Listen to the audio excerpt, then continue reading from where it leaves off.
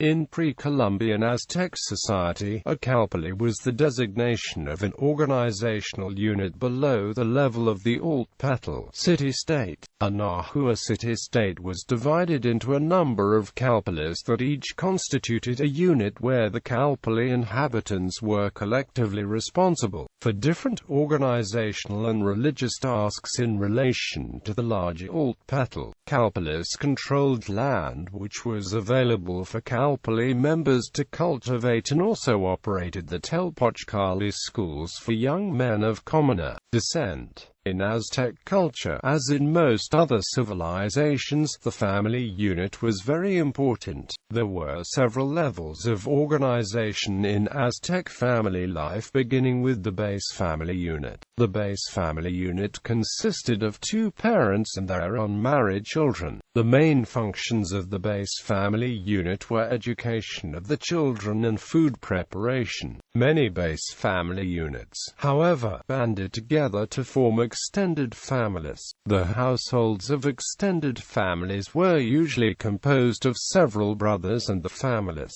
The primary functions of the extended families were to coordinate land use and food production. In most cases, extended families contained just a few base family units. In large cities, however, they often grew to many more. Although extended families farmed the land, they usually did not own it. They were allowed to use it by the Calpulli to which they belonged. Calpulli were groups of families that controlled the use of the land and performed other territorial functions, as well as social ones. The majority of Calpulli had a Tēlpochcalli, a school for young men. Another function of the Calpulli was a taxation unit. The empire collected taxes from each Calpulli, which in turn collected taxes from its member families.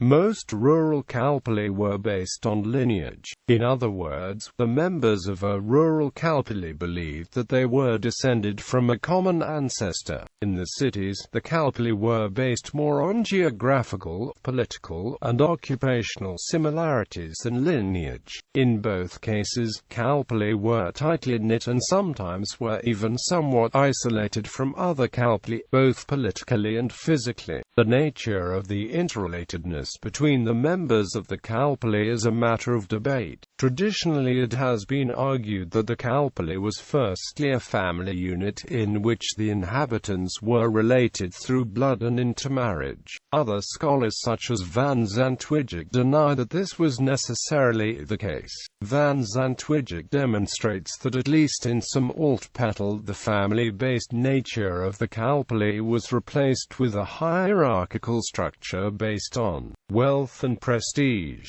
Newcomers from other altepetl were allowed to settle down and become part of the Calpulli. Michael Smith shows that in some Nahua cities, notably Otumba, each Calpulli specialized in a trade and took almost the form of a trade guild. Palace of Tenochtitlan. The wards of Tenochtitlan, the Aztec capital, were also known as Calpulli. The exact number of Calpullis within the city is not known, but Van Zantwijk based his calculations on a wide array of ethno-historical sources. Van Zantwijk reached a number of 20 Calpullis, 7 of which represented the original founding groups of Tenochtitlan and the remaining 13 being composed by groups coming to the city at later points in its development. Van Zantwijk assumed that each Calpulli was richly connected to one of the 20 day names. Below is a list of the 20 Calpullis of Tenochtitlan based on the data from Van Zantwijk. Founding Calpullis Tēlpochcalli, Tēlpochcalli, Huitznahuac, Yopico, Chalmin, Isquitlan, Sawatecpan, New Calpullis Chililico, Cotlan, Apantuctlan, Acatlacapan, Zinmolco, Tezcacoa, Limate Zinco, Molonco Itlilin, Tecpant Zinco, Xochicalco, Coatsocsaucan, Guaquiahuac, Artampan,